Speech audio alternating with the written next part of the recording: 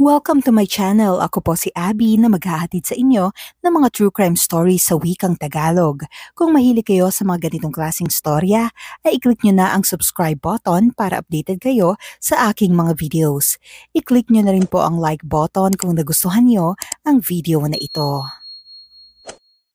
Ang mga overseas Filipino workers o OFW ay itinuturing na mga bagong bayani ng bansa.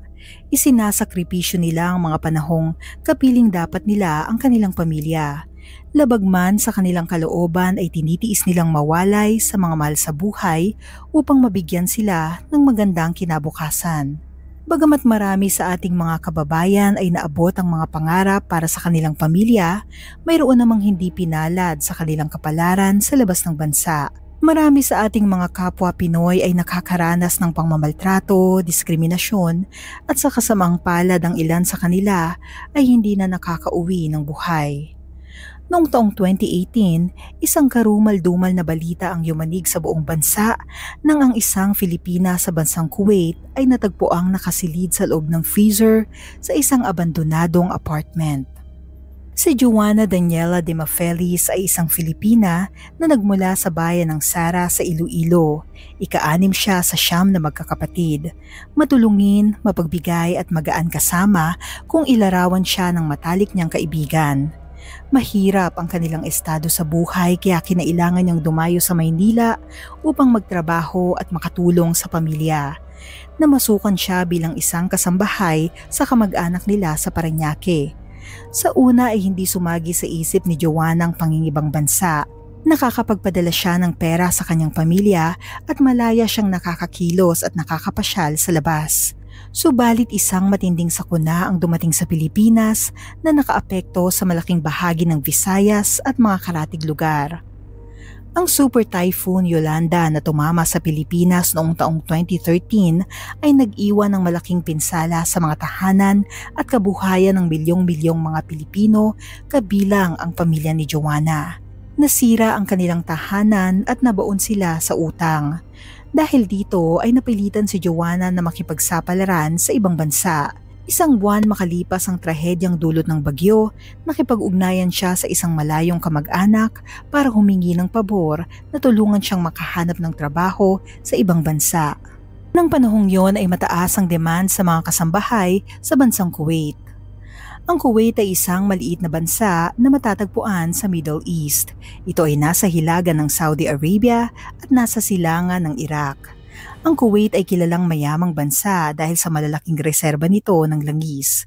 Isa ito sa pinakamayamang bansa sa mundo batay sa GDP per capita.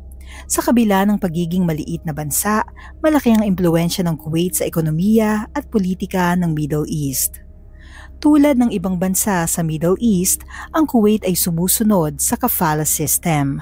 Sa ilalim ng sistemang ito, ang isang manggagawa mula sa ibang bansa ay kinakailangang magkaroon ng sponsor mula sa isang lokal na employer o mamamayan ng bansa.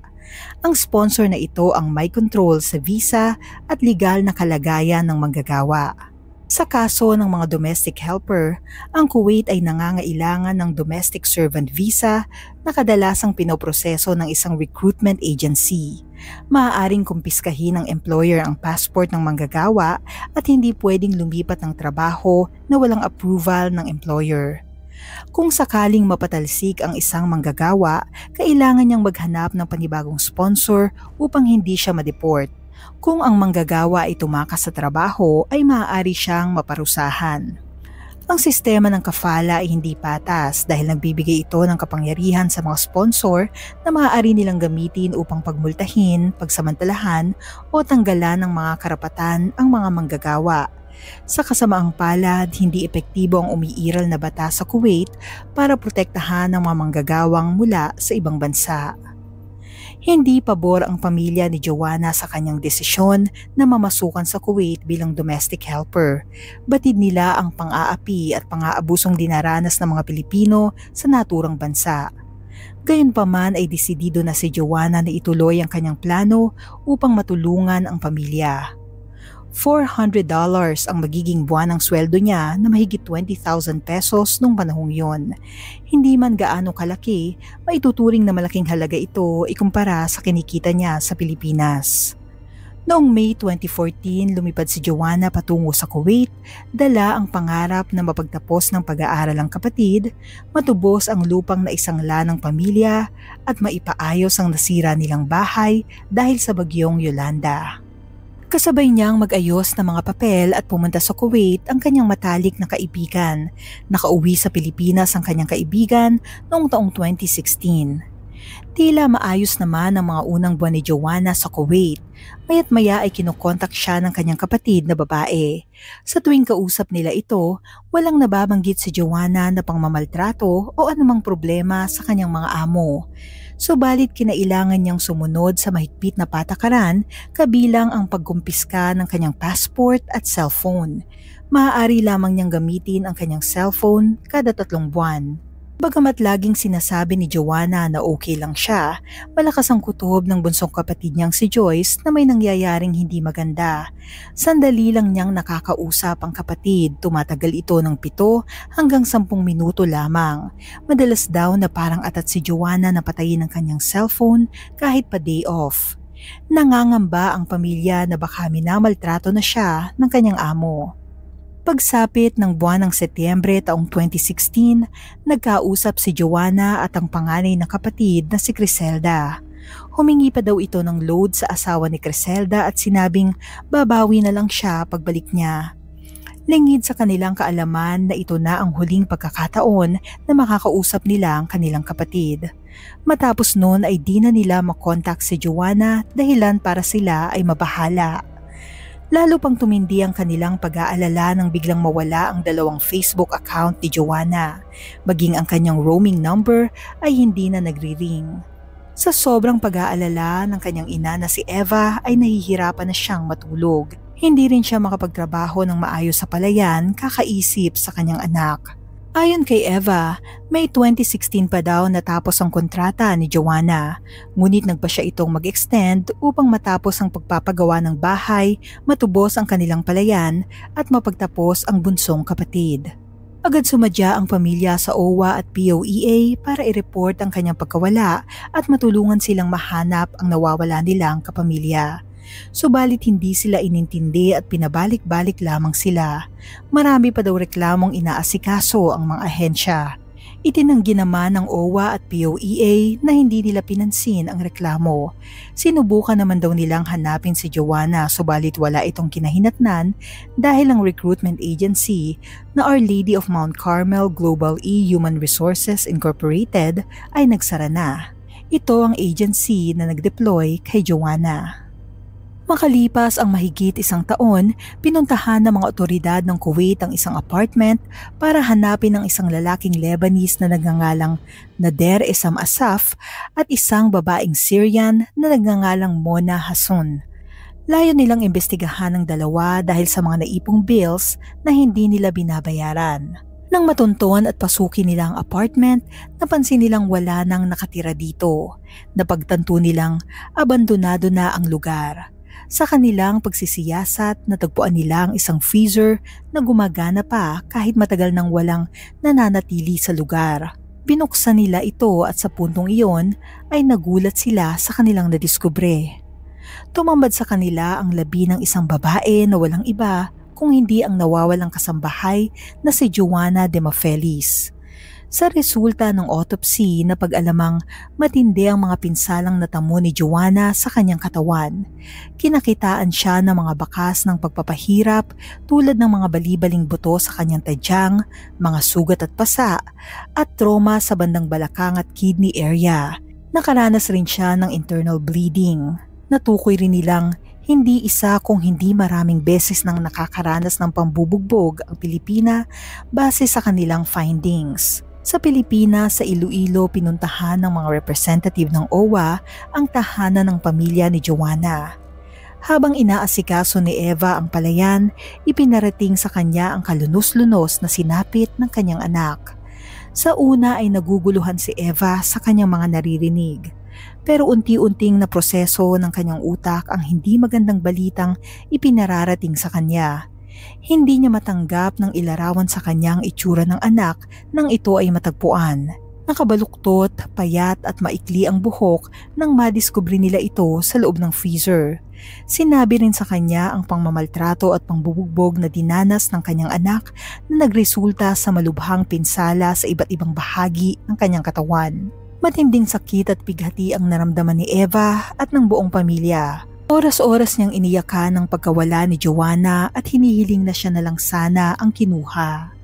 Buong pamilya ay humihingi ng katarungan para sa nasawi nilang mahal sa buhay. Sa media, lumuluhang ipinakita at pinagmalaki ni Eva ang di pa natatapos na bahay na produkto ng pagsisikap ni Joanna.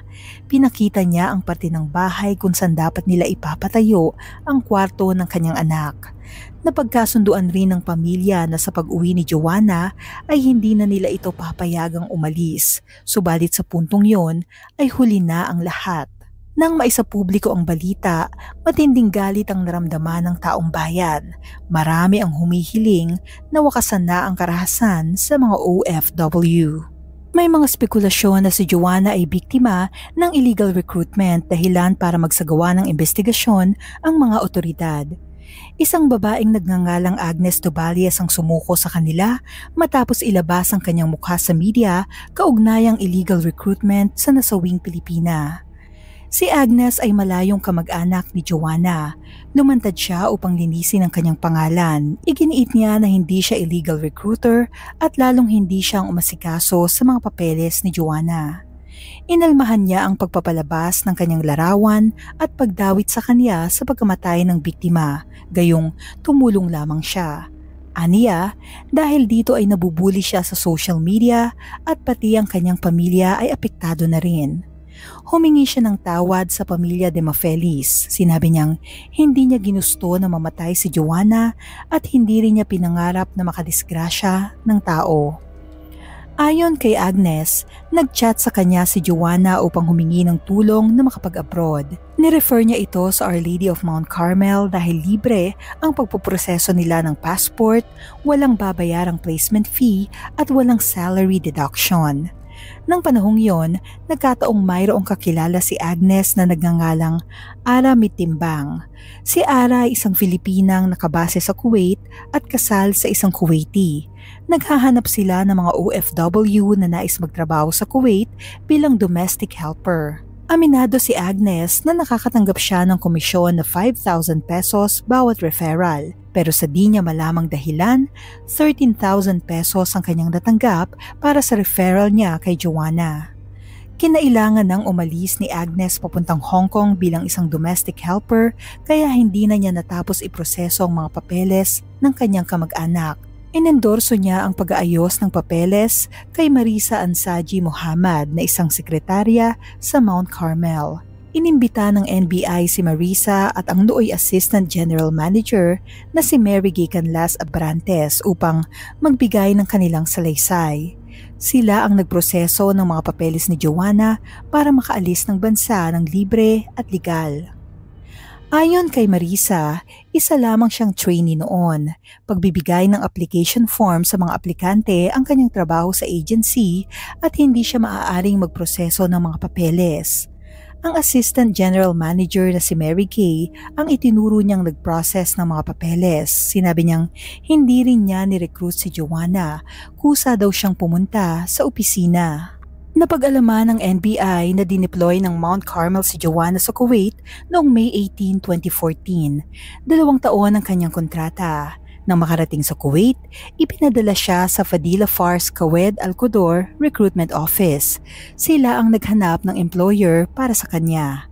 Wala nang nabalitaan ng mga empleyado ng ahensya kay Joanna dahil August ng taong 2014 ay sinuspinde ang lisensya ng Mount Carmel. Kalaunan ay sapilitan na itong ipinasara.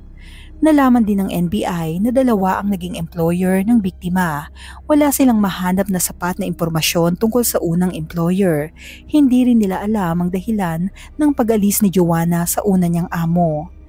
Nang matapos ang kanyang kontrata, hindi umuwi si Joanna sa Pilipinas bagkus ay muli siyang nakahanap ng panibagong employer.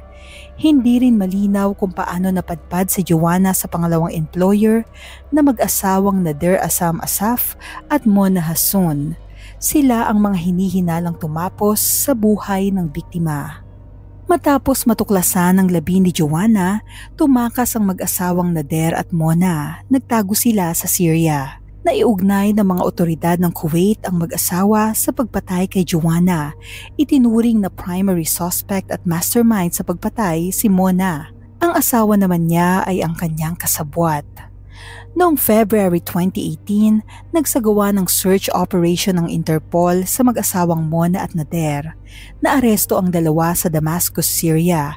Ipinasa si Nader sa mga otoridad ng Lebanon na natili naman sa kustodiya ng Syria si Mona. Sinampahan sila ng kasong murder ng bansang Kuwait. Sinampahan din sila ng kaparehas na kaso sa kani-kanilang bansa. Si Mona ay sa Syria at si Nader naman ay sa Lebanon. Base sa investigasyon, nagtungo sa mga otoridad ang mag-asawa para i-report na missing person si Joanna para pagtakpan ang kanilang ginawa. Matapos ay tumakas ang dalawa papuntang Lebanon at kalaunan ay nagtago sila sa Syria. Napag-alaman rin na nag-issue ng mga peking cheque ang mag-asawa. May mga naglabasang report din mula sa mga journalist ng Kuwait na mayroong malaking problema sa pag-uugali ni Mona. Sa isang panayam sa ina ni Nader, nang bisitahin niya ang mag-asawa sa Kuwait, nasaksihan niya ang pananakit ni Mona kay Joanna, kabilang ang pag-untog ng ulo nito sa pader. Umalis din siya dahil di niya kinaya ang pangmamaltrato ni Mona sa kasambahay. Ayon sa pamilya ni Nader, si Mona ay isang mapusok, controlling at possessive na tao. Takot daw si Nader sa kanya at minamanipula siya ni Mona sa puntong hindi na niya nakakausap ang kanyang pamilya at mga kaibigan dahil pinipigilan siya nito. Minsan na ring natadyakan ni Mona ang ina ni Nader subalit hinayaan lang niya ito dahil takot siya sa kanyang asawa. Napansin rin ng ina na tila naging mentally unstable ang kanyang anak. Para sa kanila, hindi malayong si Mona ang nag-udyok sa asawa para gumawa ng masama. Ayon naman kay Nader, ang kanyang asawa ay obsessed sa pananakit sa kanilang 29-year-old na kasambahay na si Joanna. Umamin siya sa kanyang naging partisipasyon sa krimen. Sinabi niyang nawala ng malay si Joanna dahil sa pambubugbog ni Mona. Nataranta siya kaya ipinasok niya ang kasambahay sa freezer.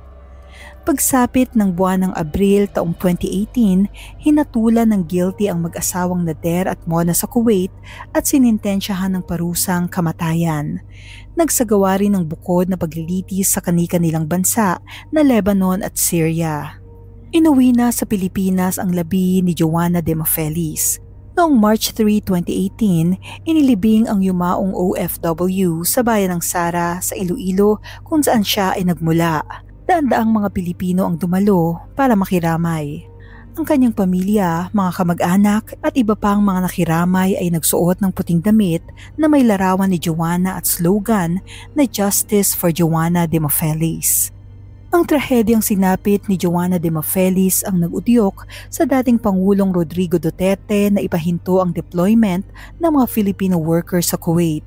Bagamat maaaring magdulot ng diplomatic tension, nangako ang Pangulo na gagawin ng lahat upang mabigyan ng katarungan ng sinapit ni Joanna at ng iba pang mga Filipino workers na nakaranas ng pang-aabuso sa kanilang mga employer. Nagpadala rin siya ng mga eroplano sa Kuwait upang sunduin ang mga OFW na nais nang umuwi.